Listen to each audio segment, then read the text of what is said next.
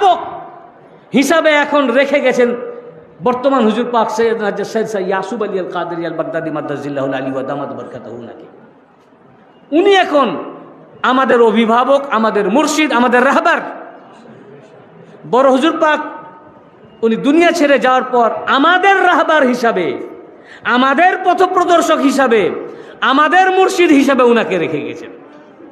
অতএব আপনি এ অহংকার করতে পারবেন না যে আমি বড় হুজুর পাক সৈয়দনা শের শাহ রশিদ আলী আল কাদেরী আলাইহিস সালামের হাতে মুরিদ, বা সানি মৌলা পাক সৈয়দনা শের শাহ মুস্তারশিদ আলী আল কাদেরী আলাইহিস সালামের মুরিদ, আমার আর অন্য কিছুর প্রয়োজন নাই, বা তারপরে আর যিনি আছেন আমি তো ওনার আরও আগে আমি মুরিদ হয়েছি, ওনার কাছে আমার আর ওনার মুরিদ আমাকে স্বীকার করার দরকার নাই, বা ওনার কাছে আমার যাওয়ার প্রয়োজন নাই, বা নেগেটিভ কোনো কিছু, এই ধরনের যদি কোনো চিন্তা ভাবনা আসে, তাহলে সে পর্দা হুজুর পাকের মুরিদ হোক, আর সানি মৌলা পাকের হোক, পীর মুর্শিদ পাকের হোক, আর বড় হুজুর পাকের হোক, সে মুরিদ থেকে বাতিল হয়ে যাবে, সে উনার মুরিদের খাতা থেকে বাতিল হয়ে যাবে।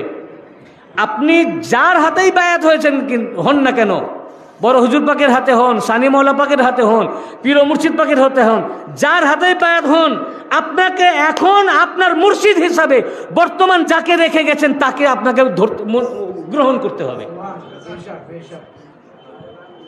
আর যদি আপনি এটা গ্রহণ না করেন, না মনে করেন, মনের মধ্যে যারা পরিমাণ অহংকার আসে, আপনি এ সিলসিলার মুরিদ থেকে বাতিল। বড় হুজুর পাক বাতিল করে দিবেন, সানি মৌলা পাক বাতিল করে দিবেন, পীর মুর্শিদ পাক তার মুরিদের খাতা থেকে আপনাকে বাতিল করে দিবেন, মুরিদ হিসেবে গণ্য করবেন না।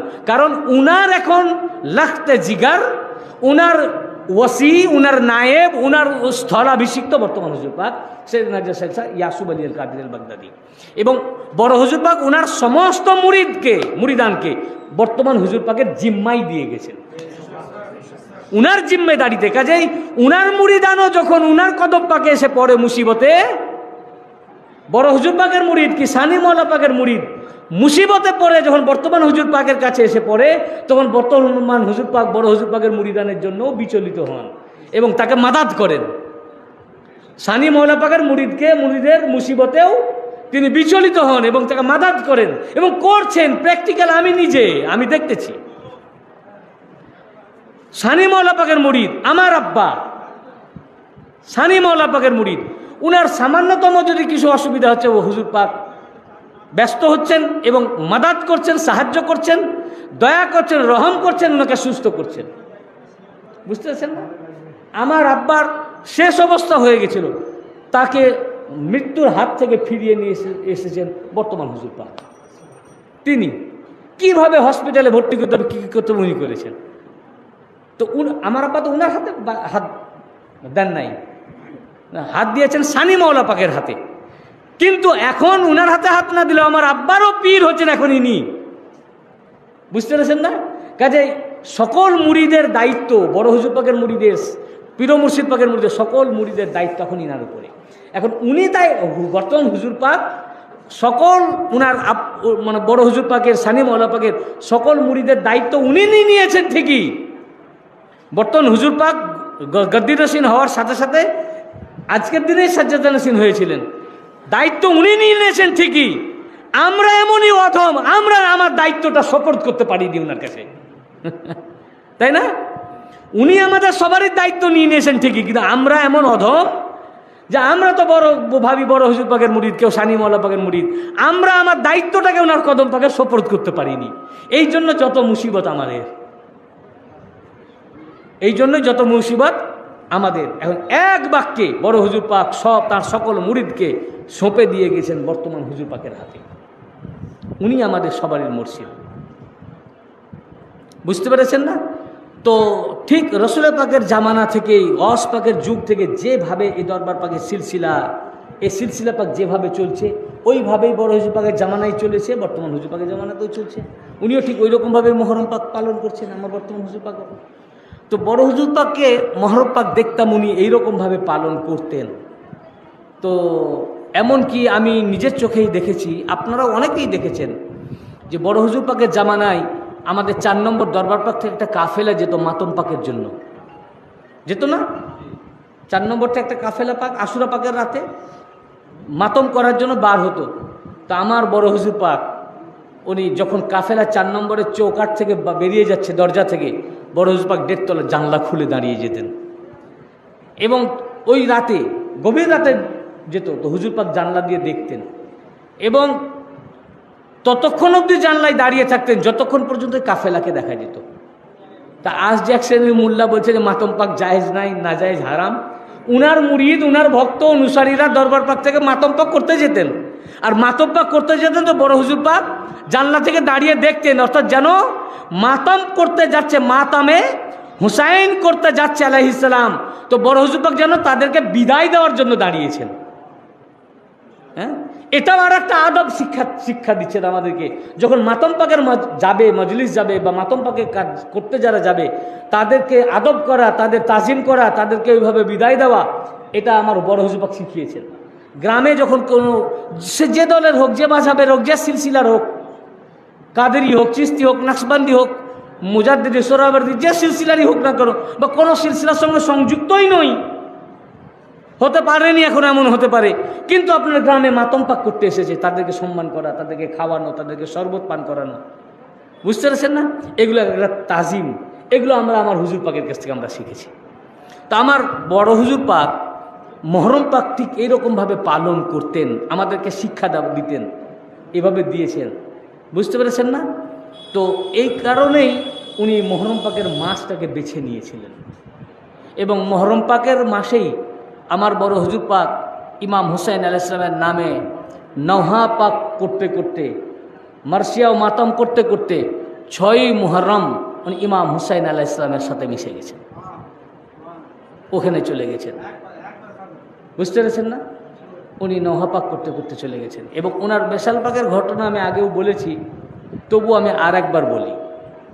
উনার যখন বেশালে হক হয়, পর্দা নেন, তখন কেউই, যারা ওনার খাদেম ছিলেন তারাও বুঝতে পারেননি যে উনি পর্দা নিবেন। মানে পর্দা নেওয়ার মতো, দুনিয়া ছেড়ে চলে যাওয়ার মতো অবস্থা ওনার তখন নয়। উনি হেঁটে যাচ্ছেন। পর্দা নেওয়ার মুহূর্তে, পূর্ব মুহূর্তেও উনি বাথরুমে গেছেন, বুঝেছেন না? ওনার খাদেমরা সাথে ওনাকে ধরে নিয়ে গেছেন, বাথরুম থেকে এসেছেন, তারপরে উনি ওযু করেছেন, বুঝতে পেরেছেন না? তো হুজুর পাক নিজের হাতে ওযু করেছেন, ওযু করার পর বিছানায় বসেছেন এবং হুজুর পাক খেতেন না কিছু। তো যখন উনি কিছু খেতেন না, আমরাও ওটা লক্ষ্য করেছি, যখন ছোট হুজুর পাক কোনো খাবার পাঠাতেন বা উনি বলতেন খাবারের জন্য, তখন এত মুহাব্বত করতেন বড় হুজুর পাক ছোট হুজুর পাককে, ছোট হুজুর পাক বড় হুজুর পাককে। দুই হুজুর পাক একে অপরকে এমন মুহাব্বত করতেন যে একে অপরের উপরে যেন ফানা। এটা ভাই ভাইকে মুহাব্বত কেউ এইরকম করতে পারবে না, বুঝতে পেরেছেন না? এবং মানে বড় হুজুর পাক যখন পর্দা নিলেন, চলে গেলেন, তো আমি ছোট হুজুর পাক রোয়াইশেদ আলী আল কাদেরী মাদ্দাজিল্লাহুল আলী, উনি বলেছেন, আমি শুনেছি যে উনি এমন একজন চলে গেলেন আমাকে ছেড়ে, যিনি আমার কাছে মায়ের ভূমিকাও পালন করতেন, আমার বাবার ভূমিকাও পালন করতেন। বড় হুজুর পাকের জন্য উনি বলছেন যে উনি আমার আব্বার ভূমিকাও পালন করতেন, আমার আম্মার ভূমিকাও পালন করতেন। যখন উনি সফরে কোথাও যেতেন ছোট হুজুর পাক, তো হয়তো পূর্ণিয়া শরীফ যাচ্ছেন কি মারগাম যাচ্ছেন, বড় হুজুর পাক বারবার ফোন করে ব্যস্ত হয়ে যেতেন যে ছোটবাবু কি খেলেন, উনি ছোটবাবু বলতেন, উনি কি খাবেন, উনার খাবারের কি ব্যবস্থা করতে হবে, কি মেনু করতে হবে, তারপর উনি কি খেলেন, খাওয়া হলো কি না, বারবার, যেমন একটা মা তার ছেলের জন্য করে, মাও তার ছেলের জন্য এতটা করতে পারে না। বড় জোর মা হয়তো ইনস্ট্রাকশন দিয়ে দেয়, আমার সে বাবু যাচ্ছে, এই খাবার ব্যবস্থা করবে, কিন্তু হুজুর পাক পৌঁছাবার আগেই বড় হুজুর পাক ব্যবস্থা করে দিয়েছেন ফোনে, যে এই করবে, এই খাওয়াবে, ওই খাওয়াবে, এই রান্না করবে, এই ব্যবস্থা করবে। তারপরেও ফোনের উপর ফোন, হুজুর পাক খেলেন কিনা, ওনাকে ছোটবাবু বলতেন যে উনি খেলেন কিনা, হ্যাঁ, তারপরে খাওয়ার পরে এই খাওয়া হলো কিনা, এই খোঁজ খবর, যেটা মাও পারে না। তো এই জন্য হুজুর পাক বললেন যে উনি আমার আব্বার ভূমিকাও পালন করতেন, আমার আম্মার ভূমিকাও উনি আমার পালন করতেন। এখন তো আর আব্বাও নাই, আম্মাও নাই। হুজুর পাক আফসোস করছিলেন, আমি নিজেই শুনেছি, আমার সামনেই বলছিলেন, বুঝতে পেরেছেন না? আবার বড় হুজুর পাকের জন্য ছোট হুজুর পাক ব্যস্ত হয়ে যেতেন, বুঝতে পেরেছেন না? উনিও মানে বেচাইন হয়ে যেতেন, ব্যস্ত হয়ে যেতেন, কি খাবেন, কি খেলে ওনার জন্য, শরীরের জন্য ভালো হবে, কোনটা খেলে ভালো হবে না, বুঝতে পেরেছেন না? একবার বড় হুজুর পাক পূর্ণিয়া শরীফে আমি ছিলাম, পূর্ণিয়া শরীফে বড় হুজুর পাক কিছুই খাচ্ছেন না। তো তখন হুজুর পাক ছোট হুজুর পাক শেখ রোয়াইশাদ আলী কাদরি আর বাগদাদি মাদ্রাস জিল্লাহুল আলী, উনি তখন পূর্ণিয়া শরীফে ওনার সাথে ওই সফরে ছিলেন না। তখন খাদেমাগণ যারা হুজুর পাকের খাদেমা ছিলেন, খেদমত করতেন, তারা ছোট হুজুর পাককে জানালেন যে উনি কিছু খাচ্ছেন না হুজুর পাক।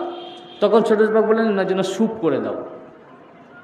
তারপরে স্যুপ যখন করে দেওয়া হলো তখন হুজুর পাক রেগে গেছেন, কে তোমাকে স্যুপ করতে বললো, আমি কি বলেছি? তখন তিনি বললেন, সেই খাদেমা বলেন যে হুজুর পাক বেয়াদবি মাফ করেন, ছোট হুজুর পাক বলেছেন যে আপনার জন্য স্যুপ করে দাও। ও ছোটবাবু বলেছে, আচ্ছা দাও। বুঝলেন না, যে ছোট হুজুর পাক বলেছেন তখন উনি নিলেন এবং অল্পও খেলেন।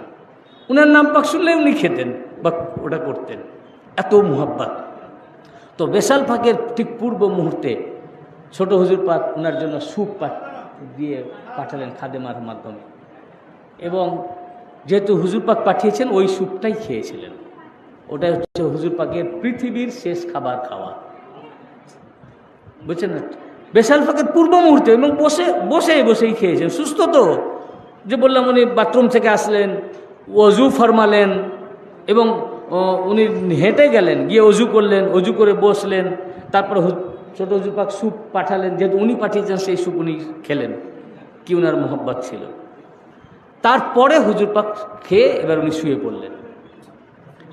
এখন যদি উনার তখন পর্দা নেওয়ার বাহ্যিক যে সমস্ত লক্ষণগুলো দেখা যায়, সেই লক্ষণ যদি দেখা যেত তাহলে তো ছোট হুজুর পাক উপস্থিত থাকতেন। হুজুর পাক পাশের কামরায় আছেন।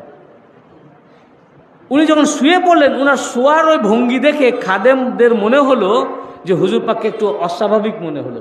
তখন তারা ছুটে গিয়ে ছোট হুজুর পাককে গিয়ে খবর দিলেন যে মনে হচ্ছে যেন হুজুর পাককে কীরকম লাগছে, উনি মানে অস্বাভাবিক, মানে যেভাবে আমরা দেখি ওই রকম দেখছি না। তখন ছোট হুজুর পাক আসলেন। তো হুজুর পাক চোখ বন্ধ করে শুয়েছিলেন। তো যেহেতু ছোট হুজুর পাক ওনার সার মুবারকের সামনে এসে দাঁড়ালেন, তো চোখটা খুলে ছোট হুজুর পাক নিজে আমাকে বর্ণনা করেছিলেন। উনি বললেন চোখটা খুলে উনার দিকে দেখলেন, এবং বর্তমান হুজুর পাকও ছিলেন, বর্তমান হুজুর পাককেও দেখলেন। দুই মালিক পাকি ছিলেন ওনার পাশে। তো ওনাকে দেখলেন, তারপরে বর্তমান হুজুর পাককে দেখলেন, এবং তারপরে ছোট হুজুর পাক তো ওনার মাথার কাছে ছিলেন, এইভাবে দেখলেন। ছোট হুজুর পাককে দেখার পর হুজুর পাক বর্ণনা করছেন যে চোখটা উনি শক্ত করে বন্ধ করে নিলেন, শক্ত করে, ওই যে বন্ধ করে নিলেন। তো ওনার বন্ধ করা দেখে ছোট হুজুর পাক তো ওনার মাথার কাছে কাসিদায়ে গাউসিয়া পড়ছিলেন। উনি বললেন এটা পড়ছিলাম। তো যখন হুজুর পাককে দেখলেন এবং দেখে চোখ দেখার পর লাস্ট দেখলেন আর কি, দুই হুজুর পাককে দেখে চোখটা বন্ধ করে নিলেন, বললেন শক্ত করে বন্ধ করে নিলেন। আর যেই উনি বন্ধ করে নিলেন, ছোট হুজুর পাক বললেন, যারা সব খাদেম ছিলেন, যে উনি বাগদাদ শরীফ চলে গেলেন। মানে কোনো ধরনের বেসালে হকের সময় যে বা সাধারণ মানুষ ইন্তেকাল করলে যে ধরনের লক্ষণগুলো দেখা যায়, বা কষ্ট বা কোনো ধরনের কিছু না, স্বাভাবিকভাবে শুধু হুজুর পাকের দিকে দেখলেন, দুই মালিক পাককে দেখলেন, লাস্ট ছোট হুজুর পাকের দিকে তাকালেন, চোখটাকে বন্ধ করে নিলেন। আর যেই বন্ধ করে নিলেন, ছোট হুজুর পাক বললেন উনি বাগদাদ শরীফ চলে গেলেন। কারণ ইনারা যখনই ওনাদের রূহ মুবারক কাবজ হয়, বুঝেছেন না, হাদিস পাকে আছে, হাদিসে পাক সহি মুসলিম শরীফে হাদিস পাকে আছে, খাস ব্যক্তি যারা আছেন, যেমন পয়গম্বর যারা আছেন, রসুলে পাক সাল্লাল্লাহু আলাইহি ওয়াসাল্লাম বলেছেন, উম্মুল মুমিনিন আয়েশা সিদ্দিকা রাদিয়াল্লাহু আনহা হাদিস রওয়ায়াত করেছেন, উম্মুল মুমিনিন আয়েশা সিদ্দিকা, হাদিস সহি, ইমাম মুসলিম হাদিস রওয়ায়াত করেছেন যে পয়গম্বরগণ যখন ইন্তেকাল করেন, পয়গম্বরগণ যখন ইন্তেকাল করেন, তো তাদেরকে ইখতিয়ার দেওয়া আছে। কাকে? পয়গম্বরদেরকে। রসুল পাক সাল্লাল্লাহু আলাইহি ওয়াসাল্লাম বলছেন পয়গম্বরগণ যখন ইন্তেকাল করেন, তখন পয়গম্বরদেরকে ইখতিয়ার দেওয়া আছে যে আল্লাহ পাক জিবরিল আজরাইল রাসূলকে বলেছেন যে যাবে, গিয়ে জান কবজ করবে না, গিয়ে জিজ্ঞাসা করবে যে আপনি এখনো থাকতে চান কি যেতে চান। ওনাকে ইখতিয়ার দেওয়া আছে যদি থাকবেন কি যাবেন। ওনার এখন যাওয়ার সময় হয়ে গেছে, কিন্তু তুমি এসে আগে সালাম করবে, আদব করে দাঁড়িয়ে জিজ্ঞাসা করবে যে আপনি থাকতে চান কি যেতে চান। উনি যদি বলেন যে না আমি যেতে চাই, তখন জান কবজ করবে। আর যদি বলেন যে না আমি এখন থাকতে চাই, তুমি ফিরে আসবে। মুসলিম শরীফের হাদিসে পাক, এটা আমি এবার বাংলাদেশের হাদিস পড়ে পাঠ করে আমি শুনিয়েছি, হাদিস নাম্বার সহ। বুঝতে পেরেছেন না? ফিরে আসবে। কিন্তু এক পয়গম্বরের বেলায় এক ঘটনা ঘটেছিল, উনি জিজ্ঞেস করেননি কে? আজরাইল আলাইহিস সালাম। সে পয়গম্বরের নাম কি? মুসা আলাইহিস সালাম। কি? মুসা আলাইহিস সালাম। ইমাম বুখারী হাদিস রওয়ায়াত করেছেন এবং ইমাম মুসলিম দুজনেই রওয়ায়াত করেছেন, মুত্তাফাক আলাই। এবং বুখারী শরীফের 2 জায়গায় হাদিস এসেছে, কিতাবুজ জানায়েজও এসেছে এবং অন্য একটি বাবের মধ্যে হাদিস শরীফটি এসেছে। যখন আল্লাহ পাক মুসা আলাইহিস সালামের কাছে আজরাইল আলাইহিস সালামকে পাঠালেন, এই হাদিসে পাক যখন পাঠালেন আজরাইল আলাইহিস সালামকে যে তার সময় হয়ে গেছে জান কবজের, যাও। আজরাইল আলাইহিস সালাম যখনই সামনে এসে দাঁড়ালেন মুসা আলাইহিস সালামের ঘরে প্রবেশ করলেন, আজরাইল আলাইহিস সালাম আপনার ঘরে প্রবেশ করার জন্য কি ইজাজত চাইবেন নাকি? যে তোমার জান কবজের টাইম হচ্ছে, আমি ইজাজত চাই, আমি ঢুকতে অনুমতি দিচ্ছ কি? না ঘরে ছেলে আছে না মেয়ে আছে উনি দেখবেন, টাইম হয়েছে উনি প্রবেশ করবেন। ঠিক মুসা আলাইহিস সালামের ঘরেও প্রবেশ করেছেন। যেই মুসা আলাইহিস সালামের কাছে এসেছেন, মুসা আলাইহিস সালাম ওনার গালে এক থাপ্পড়। কার? আজ এ হাদিসে পাক, এ কাহিনী না, এ বুখারী শরীফের হাদিস, মুসলিম শরীফের হাদিস, মুত্তাফাকুন আলাই এ হাদিস, টপ র্যাঙ্কের হাদিস। এমন জোর, মুসা আলাইহিস সালাম জালালি ছিলেন, এমন জোরে থাপ্পড় মেরেছে যে এক থাপ্পড়ে একটা চোখ খসে পড়ে গেছে। মানে যে দিকের গালে মেরেছেন চর, এইরকম জায়গায় চোখ খুলে গেছে। আজরাইল আলাইহিস সালাম চোখটাকে নিয়ে তখন ছুটেছেন আল্লাহ পাকের কাছে। জান কবজ থাকলো, তো কি হলো? হায়াত এক্সটেনশন হয়ে গেল না? হ্যাঁ, জান তোর কবজ হলো না, জান বার হওয়া তো দূরের কথা, আজরাইল আলাইহিস সালামের চোখ বেরিয়ে গেল। হ্যাঁ, বলে আল্লাহ আপনি এমন একটা লোকের কাছে পাঠিয়েছেন যিনি মরতে চান না। তো বললেন কি হয়েছে? বলে আমি ওনার জান কবজের জন্য দাঁড়িয়েছি, উনি আমাকে এক থাপ্পড় এমন চর মারলেন আমার এই চোখ খুলে গেছে। আল্লাহ পাক তার কুদরতি হাত দিয়ে সে চোখ আবার লাগিয়ে দিলেন এবং কষ্ট পাচ্ছিলেন, সে ব্যথাও দূর হয়ে গেল। বললেন যে যাও তুমি ওনাকে সালাম দিয়ে ওখানে দাঁড়াবে। বলে আমাকে মাফ করেন, আমি আবার আর একটা চোখ হারাবার জন্য যাবো, আর এক থাপ্পড় খাওয়ার জন্য যাবো? বললেন আমাকে মাফ করেন। বললেন যে তুমি যাও, গিয়ে আমার সালাম দিবে আর একটা গাভী নিয়ে, ষাঁড় নিয়ে যাও, দিয়ে ওনাকে বলবে যে ষাঁড়ের উপরে পিঠে আপনি হাত রাখেন, এই হাতের তালুতে যত লোম, এক একটা লোমের জন্য 1000 বছর আপনার হায়াত আল্লাহ বাড়িয়ে দিবেন। কত লোম আছে এই হাতের তালুতে? এক একটা লোমের জন্য 1000 বছর। সে আজরাইল আলাইহিস সালাম তখন ওটা নিয়ে আসলেন, ষাঁড় নিয়ে আসলেন, নিয়ে বললেন যে আল্লাহ পাক বলেছেন এখানে আপনি হাত রাখুন, আপনার হাতের নিচে যত লোম হবে এক একটা লোমের বদলতে 1000 বছর হায়াত আল্লাহ বাড়িয়ে দিবেন। মুসা আলাইহিস সালাম বলেন তারপর কি হবে? 1000 বছর এক একটা লোমের জন্য হয়তো কয়েক লক্ষ বছর কি কোটি বছর আমি হায়াত পেয়ে গেলাম, তারপর কি হবে? তো বলেন তারপর আবার মউত। বল তারপর আবার মউত, মানে লাস্টে তো মউতই হবে। হ্যাঁ মউত ছাড়া কিছু নাই। তো মউত যখন হবেই তাহলে আবার আর এতদিন থেকে লাভ নেই, তাহলে আমার জান কবজ করে এলাম। তখন উনি জান কবজ করে নিলেন। দেখুন মউত খাস যারা মাহবুব আল্লাহ, এটা আল্লাহ পাক তাদের ইচ্ছাধীন করে দিয়েছেন। কি করে দিয়েছেন? তাদের ইচ্ছাধীন করে দিয়েছেন, তাদের আয়ত্তে। যে বলুন যে আপনি উনি যদি বাঁচতে চান, আরও থাকতে চান, আল্লাহ পাক জবরদস্তি আপনার জান কবজ করবেন না। আপনার জান কবজের টাইম হয়ে গেছে, কিন্তু জান কবজ করবেন না। আল্লাহ পাক চান তো আপনাকে এটা বলার মানে কি? এটা মানে 1000 বছর আল্লাহ আপনি চাইলে 1000 বছর হায়াত আয়ু আপনাকে দিয়ে দিবেন, লক্ষ বছর চাইলে লক্ষ বছর আয়ু আপনাকে দিয়ে দিবেন। বুঝতে পেরেছেন না? তো উনি অনুমতি ছাড়া আসার জন্য এক চর মেরে দিলেন, ঘুষি মেরে দিলেন, কি তাই না? আর সমস্ত পয়গম্বরদের জন্য আল্লাহ রসুল বলছেন যে আল্লাহ পাক বলেছেন এখতিয়ার দেওয়া হয়েছে তাদেরকে, যে আজরাইল আলাইহিস সালাম এসে জিজ্ঞাসা করবেন যে আগে থাকতে চান না যেতে চান। যদি থাকতে চান বলে আল্লাহর ইচ্ছার উপরে নয়, আপনাদের ইচ্ছার উপরে, আল্লাহর মর্জির উপরে নয়। আল্লাহর আপনারা মাহবুব, আল্লাহর আপনারা মাহবুব, আপনাদের মর্জি পাকের উপরে। আপনারা থাকতে চান তাহলে ফিরে আসবে, যদি যেতে চান জান কবজ করে নেবে। অধিকাংশ পয়গম্বরই বলেছেন যে না আমি যেতে চাই, থাকতে চাই না, করে নিয়েছেন। এখন পয়গম্বরদেরকে যদি এখতিয়ার দেওয়া হয়, হাদিস পাকে আছে, কোরআন পাকে একটি আয়াত পাক আছে যে আল্লাহর সেই সমস্ত ঘরকে আল্লাহ সমুন্নত করেন যে সমস্ত ঘরে দিবারাত্রি আল্লাহর তাসবিহ পাঠ হয় সূরা নূরের মধ্যে।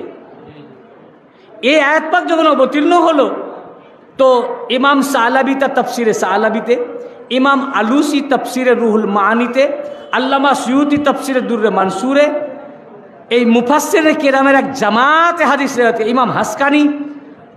ইমাম হাসকানি তার শাওয়াহিদুত তানজিলের মধ্যে, মুফাসসিরে কেরামের এক জামাত এই আয়াতের তাফসিরে রেওয়ায়েত করেছেন।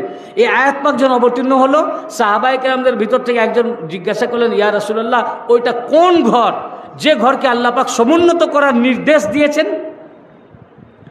তখন আল্লাহ রসুল বললেন, সেটা হচ্ছে পয়গম্বরদের ঘর, যেটাকে আল্লাহ পাক সমুন্নত করার নির্দেশ দিয়েছেন। তখন যখন আল্লাহ রসুল বললেন তো পয়গম্বরদের ঘর, যেটাকে আল্লাহ পাক সমুন্নত করার নির্দেশ দিয়েছেন, তখন হযরত আবু বকর দাঁড়িয়ে গেলেন। ফাকাম আবু বকর, ফাকাল, হযরত আবু বকর উঠে দাঁড়িয়ে গেলেন এবং হযরত আলী ও ফাতেমা আলাইহিমাস সালামের ঘরের দিকে ইশারা করে দেখিয়ে বললেন, হে ইয়া রাসূলুল্লাহ, এই ঘরও কি সেই পয়গম্বরদের ঘরের মধ্যে শামিল? আল্লাহ রসুল বললেন, নাম। বলে হ্যাঁ। বলে ওই ঘরের মধ্যে কি? বলে মিন আফাদিলিহা, পয়গম্বরদের যে ঘর, সেই ঘরের থেকেও এই আলী ও ফাতেমার ঘর বহু গুণে আফজাল। আফাদিলিহা, আফজাল। আফাদিলিহাটা কোথা থেকে? ফাজল থেকে। ফাজল, ফাজলের সুপারলেটিভ ডিগ্রি ইসমে তফজিল ওয়াহিদ হচ্ছে আফজাল। তফজিলের ইসমে তফজিল সুপারলেটিভ ডিগ্রি এক বচনে আফজাল, মানে সর্বশ্রেষ্ঠ, সবচেয়ে উঁচা, সবচেয়ে শ্রেষ্ঠ, আফজাল। আর এর বহুবচন জামা, আফাজিল। তো আফজাল মানেই তো সর্বশ্রেষ্ঠ, তার বহুবচন আফাজিল। বুঝতে পেরেছেন না? একে আরবি ভাষায় বলে ইসমে জামা, ইসমে তফজিল জামা মুজাক্কার। ইসমে তফজিল জামা মুজাক্কার আরবি ব্যাকরণ এটাকে বলে।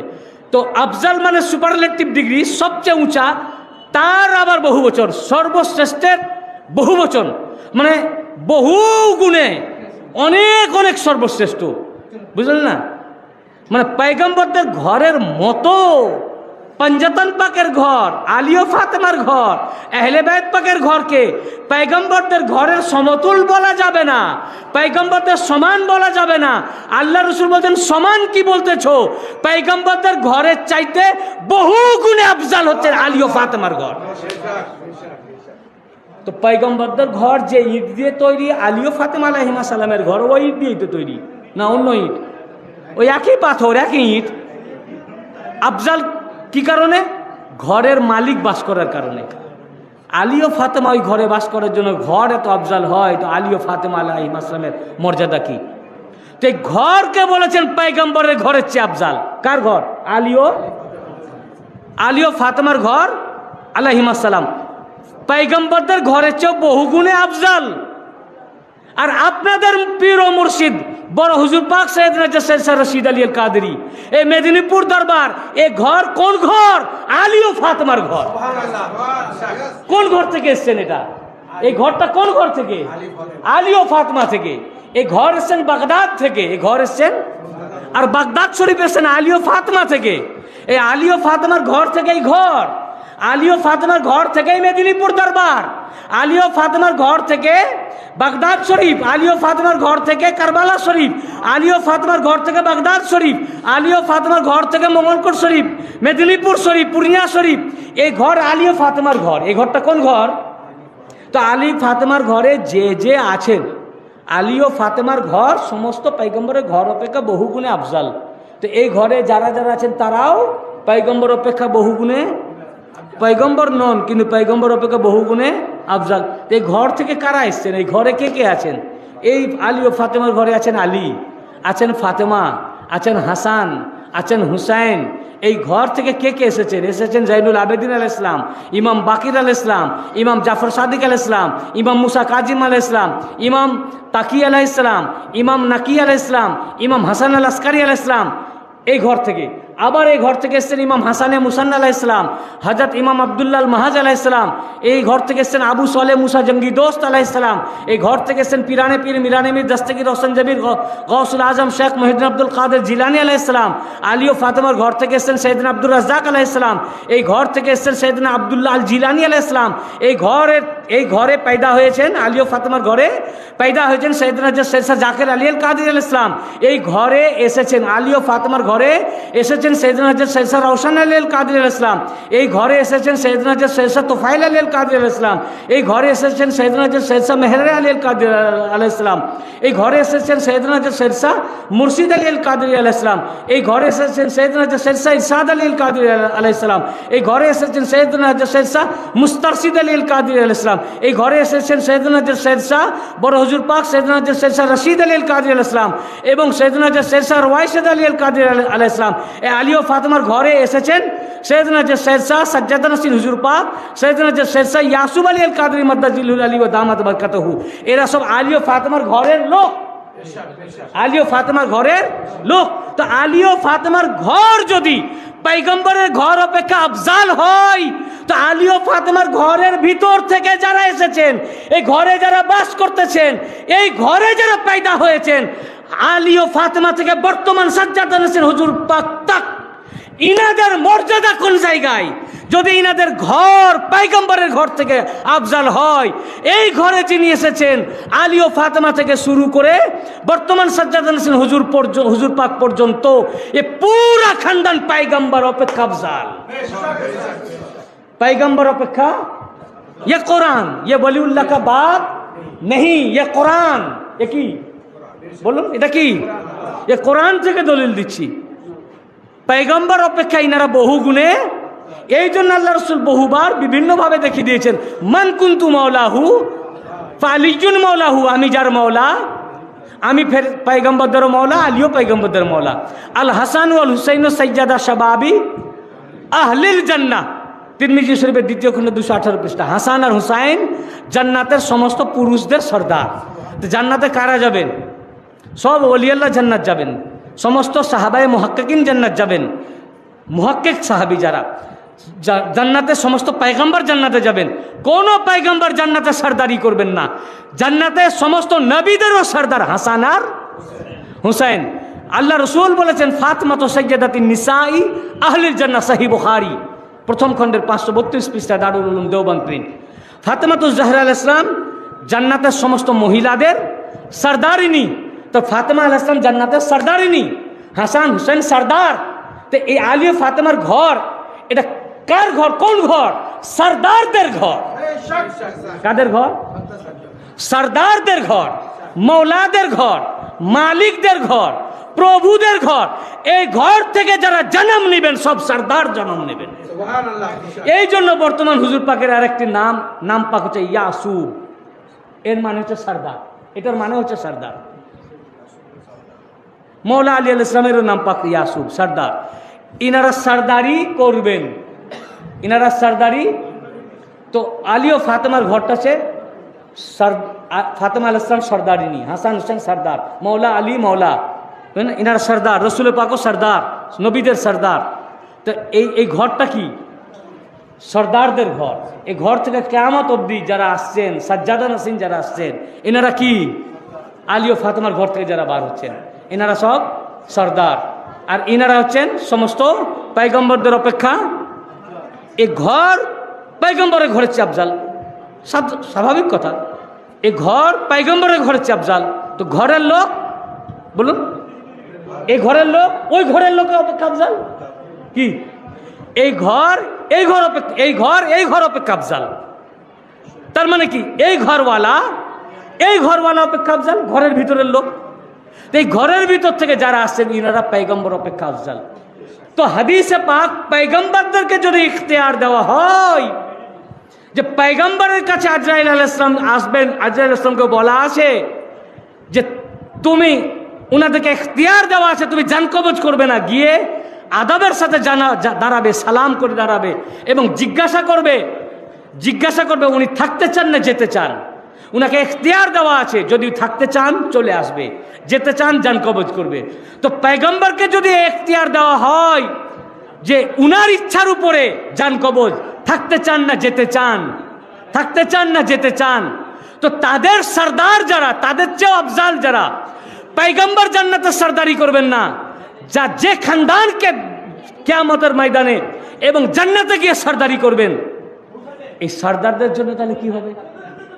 পয়গম্বরদেরকে যদি উনাদের অনুমতি ছাড়া জান না কবজ করা হয়, উনাদেরকে ইখতিয়ার দেওয়া হয় যে আপনি জিজ্ঞাসা করবেন আপনি থাকতে চান না যেতে চান, তাদের থেকে আফজাল যারা, বুঝতে পেরেছেন না? তো ইনাদের কাছেও এই কোরআন এবং হাদিস পাক থেকে সাবেত যে আল্লাহ পাকের খাস মাহবুব যারা, ইনারা পয়গম্বরদের চেয়েও, পয়গম্বর না কিন্তু পয়গম্বরেরও উপরে, তাদের চেয়ে উঁচা। ইনাদের কাছেও তা এই হাদিস পাক থেকে সাবেত যে ইনাদেরকে ইখতিয়ার দেওয়া আছে যে আজরাইল আলাইহিস সালাম এসে জিজ্ঞাসা করবেন। আমার বড় হুজুর পাক চেয়েছেন যে 6 মুহররম পাকেই উনি, আশুরা পাকের ভিতরেই উনি যাবেন, বুঝেছেন না? উনি আশুরা পাকের মধ্যেই আমাদেরকে ছেড়ে দুনিয়া ছেড়ে চলে গেছেন। উনি যতদিন হায়াত পাকে ছিলেন নিজে মুহররম পাকে উপস্থিত থেকে, মজলিস পাকে থেকে মজলিস কিভাবে করতে হয় সেটা আমাদের শিখিয়ে দিয়ে গেছেন। এবং শুধু শিখিয়ে দিয়ে গেছেন না, দুনিয়া ছেড়েও যে গেলেন, তো মুহররম পাকের আশুরা পাকের ভিতরে নওহা করতে করতে উনি গেলেন, অর্থাৎ শিক্ষা দিলেন আমরাও যেন এইভাবে নওহা, জিন্দগির শেষ মুহূর্তটাও আমরা যেন নওহা পাক করতে পারি, এবং এইভাবে নওহা ও মরসিয়া পাক করে আমরা দুনিয়া ছেড়ে যেন যেতে পারি। এই জন্য পীর ও মুর্শিদ পাক লিখেছেন না, हो मरहमत गुलामों को या रब गमे हुसैन, हो मरहमत गुलामों को या रब गमे हुसैन, करते रहें ये 8 पहर मातमे हुसैन, करते रहें ये 8 पहर मातमे हुसैन। বলেন যেন আমি ইমাম হুসাইন আলাইহিস সালামের জন্য অষ্টপ্রহর অর্থাৎ 24 ঘন্টা মাতম করতে পারি। নওহা পাকের কেতাবটা আমার হাতে নাই, না তো আমি আপনাদের পড়ে শুনিয়ে দিতাম। পীর মুর্শিদ পাক এ কথাও লিখেছেন যে আমার এই শাহজাদা ইমাম হুসাইনের জন্য মাতম করতে করতে দুনিয়া ছেড়ে চলে গেছেন।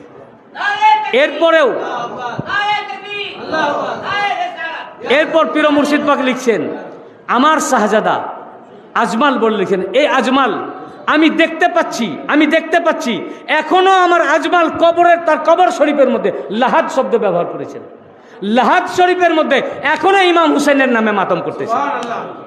পীর মুর্শিদ পাক নিজে নওহা পাকে লিখছে যে আমি নিজে দেখতেছি যে এখনো উনি লাহাদ শরীফের ভিতরে ইমাম পাকের নাম পাকে মাতম করতেছেন, বুঝেছেন না? তা আমার বড় হুজুর পাক মুহররম পাকে যে মরসিয়া পাক পড়তেন, নওহা করতেন, মোনাজাত নিজেই করতেন। তো মোনাজাতে একটি মোনাজাত করতেন, আর অন্য মোনাজাত করতেন, একটি মোনাজাত করতেন। আমি যতদিন উপস্থিত, এ গোলামকে মালিক পাক সৌভাগ্য দান করেছিলেন মজলিস পাকে উপস্থিত থাকার, তো যতদিন আমি উপস্থিত, এ গোলাম উপস্থিত হয়েছে এবং নিজের চোখে দেখেছে এবং নিজের কানে শুনেছে, এবং আপনারাও এটা দেখেছেন। একটি মোনাজাত করতেন আমার বড় হুজুর পাক, আর কিচ্ছু পড়তেন না, এইভাবে পড়তেন হো মরহমত গোলামোं को या रब गमे हुसैन, करते रहे 8 पहर मातमे हुसैन, বলে আর কিচ্ছু পড়তেন না। বহক্কে লা ইলাহা ইল্লাল্লাহু মুহাম্মাদুর রাসূলুল্লাহ ইয়া শায়খ আব্দুল কাদের শাহলিল্লাহ, এই বলে মোনাজাত করতেন। লাস্ট ওই কথাটাই শুধু বলতেন, উনি নিজের জন্য বলতেন আমাকে মরহমত হোক আমার উপরে, हो मरहमत গোলামों को या रब गमे हुसैन, আমার উপরে মরহমত হোক, ইমাম হুসেন আলাইহিস সালামের গাম দুঃখ, এই বলেই হুজুর পাক মোনাজাত করতেন আমার বড় হুজুর পাক। উনার কাছ থেকে আমরা শিখেছি, আমরাও এই মোনাজাতই করি। তারপরে বলতেন করতে রহে 8 पहर ये मातमे हुसैन, এবং যেন উনি নিজের জন্য বলতেন যেন 24 ঘন্টা অষ্টপ্রহর এই যেন মাতম করতে পারে। এখন যদি অন্য মাসে ওনার বেশাল পাক হতো তাহলে ও মাতম করে উনি যেতে পারতেন, কিন্তু আমরা জানতে পারতাম না যে উনি কি হালে গেছেন। তো একদম ওই 10 দিন যে উনি পড়তেন, 10 দিনই পড়তেন, আর 10 দিনই মোনাজাতে বলতেন করতে রহে 8 पहर मातमे हुसैन, করতে রহে 8 पहर মাত, 10 দিনই বলতেন। তো হুজুর পাক 10 দিনের ভিতরেই এই মাতম করতে রহে 8 পাহাড়, মাতম হোসেন এটা যিনি বলতেন আল্লাহ পাকের কাছে, আল্লাহ পাক উনি বলবেন না আল্লাহ কবুল করবেন না, এটা কখনো হয়? উনার এই মোনাজাত আল্লাহ কবুলই করে নিয়েছেন। এবং ওই মাতম করতে করতেই 10 দিনের ভিতরে 6 তারিখেই উনি মাতম পাক করতে করতে চলে গেলেন।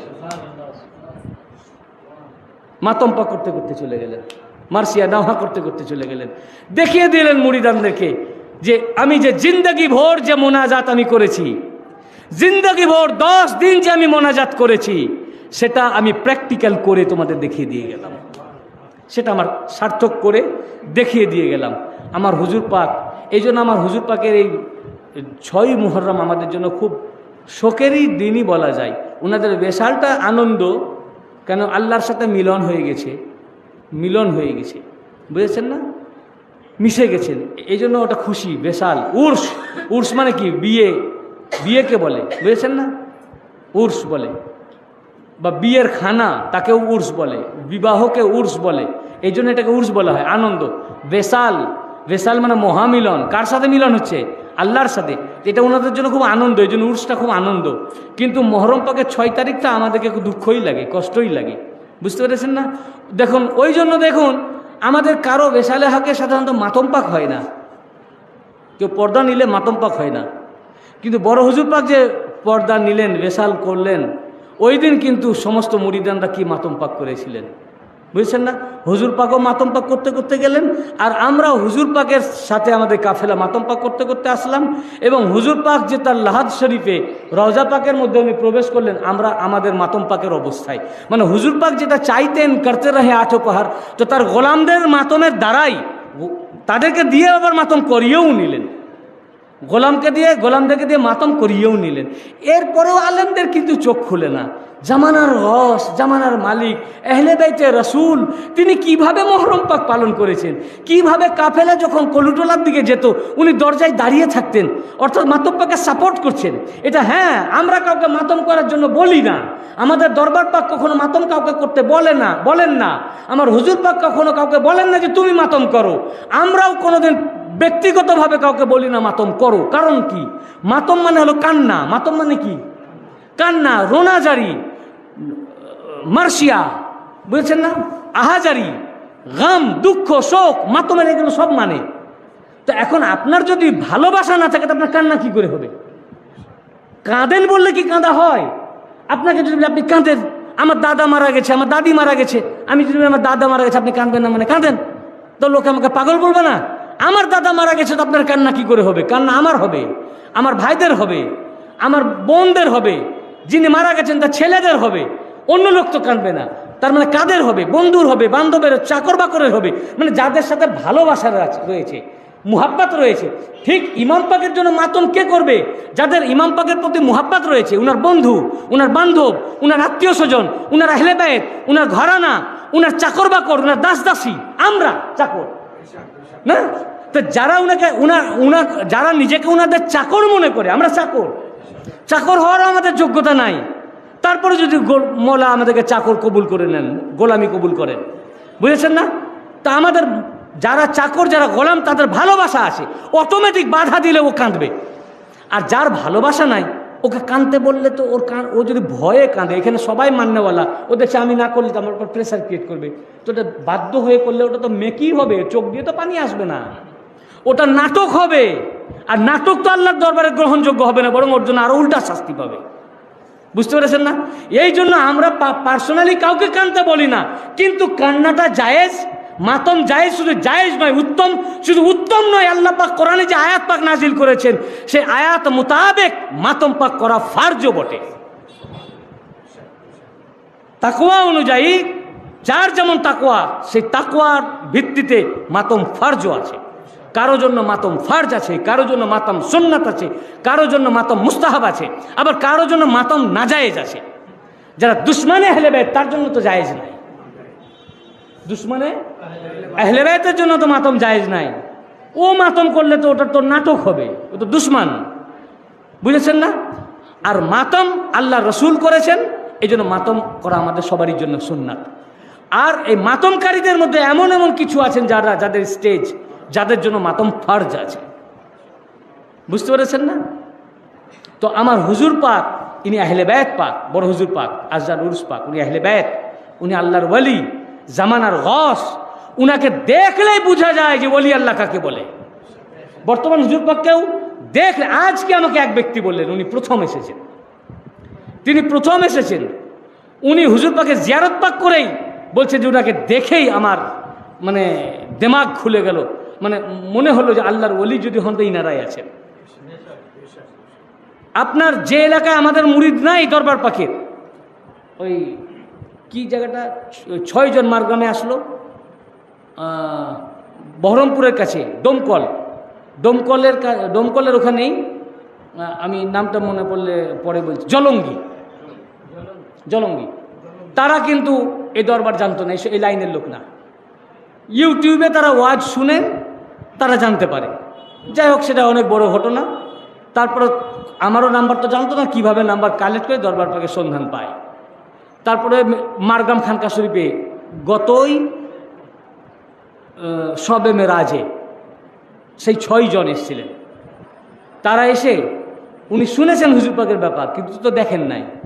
হুজুর পাক যখন একটা স্টেজ করা হয়েছিল জিয়ারত পাকের জন্য, তারা আমাকে বলছেন পরে, যেই হুজুর পাক বেরিয়েছেন, তো তিনারদের যে এক্সপ্রেশন, বর্ণনা, বলছে যেই উনি বেরিয়ে আসলেন স্টেজের উপরে, মনে হচ্ছে আসমান থেকে একটা চাঁদ এসে নামলেন। তিনি বর্ণনা করছেন, মানে আপনার সবারই চোখের তো দেখতে পাবেন না, যাকে উনি দেখাবেন, নূর যাকে উনি দেখাবেন, তারা 6 জন দেখছে এবং বলছেন যে আমরা দেখছি, হ্যাঁ, যে আমরা যেমন, আমাকে বলছে, আমাকে এইভাবে বর্ণনা, আমি যেমন দেখছি আপনি অলিউল্লাহ সাহেব দাঁড়িয়েছেন আমার সামনে, আপনি একটা মানুষ, আপনার একটা স্ট্রাকচার, আপনার চোখ, মুখ, নাক, কান, হাত, আপনাকে দেখছি, আপনি দেখতে একজন সুন্দর এক ব্যক্তি, কিন্তু উনাকেও দেখছি, কিন্তু মনে হয় না যে কোনো একজন মানুষ, মনে হচ্ছে একটা জ্যোতি, একটা রোশনি ওখান থেকে চারিদিকে বিচ্ছুরিত হচ্ছে। তিনারা আমাকে বর্ণনা দিচ্ছেন এবং সঙ্গে সঙ্গে 6 জন বায়াত হয়ে গেলেন, মুরিদ হয়ে গেলেন হুজুর পাকের কাছে। বুঝতে পেরেছেন না? এবং এই আশুরা পাকে ওনারা মারগ্রামে হাজির হতে এসেছিলেন, চেহলম পাকে আবার ওনারা আসবেন বলছেন। বুঝতে পেরেছেন না? তো হুজুর পাক ইনারা এমন, আহলে বায়াত পাক এমন, ওনাদেরকে দেখলে বোঝা যায় যে আছে না আল্লাহর ওলি কাকে বলে, যাকে দেখলে আল্লাহ ইয়াদ হয়। আল্লাহর ওলি তিনি, যাকে দেখলে আল্লাহ ইয়াদ হয়। তা আমি বলবো না যে ইনারা আল্লাহর ওলি, তোমরা আসো, ইনাদের জিয়ারত করো, দেখো, ইনাদেরকে দেখলে আল্লাহ ইয়াদ হয়, আল্লাহর স্মরণ হয়। আমরা বাড়িতে থাকি, বিভিন্ন কাজে থাকি, আল্লাহর কথা খেয়াল থাকে না। যখনই দরবার পাকে আসি আর আমার হুজুর পাক যখন সামনে চলে আসেন, তখন সব সংসারের কথা আমরা ভুলে যাই ওই মুহূর্তটা। কিন্তু আবার গিয়ে আমরা সংসারে লিপ্ত হই। যতক্ষণ সামনে থাকি তখন আমাদের আর সংসার খেয়াল থাকে না, যে আবার বাড়ি যেতে হবে, আবার আমাকে নিজ নিজ ব্যবসা করতে হবে, আমার সন্ততি আছে। ওই মুহূর্তটা কি মনে হয় রাজা ভাই? ওই মুহূর্তে তখন আমরা সন্তান ভুলে যাই, ব্যবসা ভুলে যাই, চাকরি ভুলে যাই। ওই লম্হা, ওই সময়টা তখন মনে হয় মানে আল্লাহর দিদারের ইয়াদ হয়, আল্লাহ ইয়াদ হয়, ধর্ম ইয়াদ হয়, ইসলাম ইয়াদ হয়। বুঝেছেন না? ইনারা যে আল্লাহর ওলির, তার নিদর্শন এইটাই যে ইনাদেরকে দেখবেন তো আল্লাহ স্মরণ হবে। এটাই নিদর্শন যে ইনারা আল্লাহর ওলি। আমার বড় হুজুর পাকে দেখলেও আল্লাহ ইয়াদ হতো, বর্তমান হুজুর পাকে দেখলেই আল্লাহ স্মরণ হয়। এই যে আমাদের সামনে বসে আছেন যে রাজা ভাই, মেটিয়া বুরুজ বাড়ি না, এনার ডাকনাম রাজা, ভালো নামটা আমি জানি না। তো ইনিও আমার ইউটিউবে ওয়াজ শুনে এই দরবার পাকের সন্ধান পান, তাই তো? আমাদের রাজা ভাই ইনি প্রথম, এবং আমাদের মেটিয়া বুরুজের প্রথম মুরিদ ইনি। ইউটিউবে ওয়াজ শুনে সন্ধান পান এবং ইনি প্রথম বায়াত হন। তারপর এখন মেটিয়া বুরুজে অসংখ্য মুরিদ হয়ে গেছে। এখন ওনারা আমাকে প্রায় নিয়ে যান প্রোগ্রামে। বুঝতে পেরেছেন না? তো এনারা আরও অনেকে বিভিন্ন জায়গায়, অনেকে ভণ্ড জায়গায় মুরিদ ছিল। হুজুর পাকে দেখার পরে বুঝতে পারলো যে আমি মুরিদ আছি ভণ্ড জায়গায়। সে তওবা তিল্লা করে আবার এখানে মুরিদ হয়েছে। আমি আমার হুজুর পাকের তারিফ করছি না, তারিফ করছি নবীজির আহলে বায়াত পাকের। কেন? ইনারা হলেন আহলে বায়াত পাক। এই যে আলী ও ফাতেমার ঘর, এই ঘর থেকে ইনারা এসেছেন, তাই না? আর আজকে সেই আলী ও ফাতেমার ঘরের ভিতর থেকে যিনি একজন এসেছিলেন, আমাদের মাঝে ছিলেন, আছেন, এখনও আমাদের মাঝে আছেন, কিন্তু আমাদের চোখের মাঝে একটা পর্দা ফেলে দিয়েছেন। এই জন্য বলা হয় পর্দা দেওয়া, পর্দা হুজুর, বড় হুজুর পাক ও পর্দা হুজুর পাক, মানে আমাদের চোখে একটা পর্দা পড়ে গেছে, আমাদের চোখের আড়ালে চলে গেছেন। উনার চোখ থেকে আমরা আড়াল হইনি, আমাদের চোখ থেকে উনি আড়াল হয়ে গেছেন, কিন্তু উনার চোখ থেকে আমরা আড়াল হইনি। উনি এখনো উনার রওজা পাক থেকে উনার প্রত্যেক মুরিদকে মাদাদ করছেন। এখনো যদি বড় হুজুর পাককে ডাকেন উনি মাদাদ করছেন। এবং আমার বড় হুজুর পাকের একটি লাকাবই হচ্ছে আল গাউস ওয়াল মাসুম। উনার লাকাব সাজদা পাকে দেখবেন আছে, বড় হুজুর পাকের লাকাব আল গাউস। সাজদা পাক পড়ে দেখবেন আল গাউস ওয়াল মাসুম। উনি এমন মাসুম ছিলেন, দুনিয়াদারির কিছুই উনি বুঝতেন না। মানে কি, দুনিয়া উপভোগ করতেন না, দুনিয়ায় থাকতেন, দুনিয়ায় ছিলেন, কিন্তু উনার ভিতর থেকে দুনিয়াকে বার করে দিয়েছিলেন। একটা মানুষের ডেফিনেশন এটা পাওয়া যায় না। আল্লাহ পাক আমাদের তৌফিক আতা করেন, এত বড় দরবার পাক আমরা পেয়েছি, রসুল পাকের আহলে বাইত পাকের দরবার পাককে আমরা পেয়েছি। বড় হুজুর পাক উনার যে এত বড় রহমত, বড় হুজুর পাক আমাদের কাছে রেখে গেছেন বর্তমান সাজ্জাদ হোসেন হুজুর পাককে। উনার কদম পাক যেন আমরা মৃত্যু পর্যন্ত ধরে রাখতে পারি। আল্লাহ পাক আমাদেরকে তৌফিক আতা করুন এবং দুনিয়া ও আখিরাত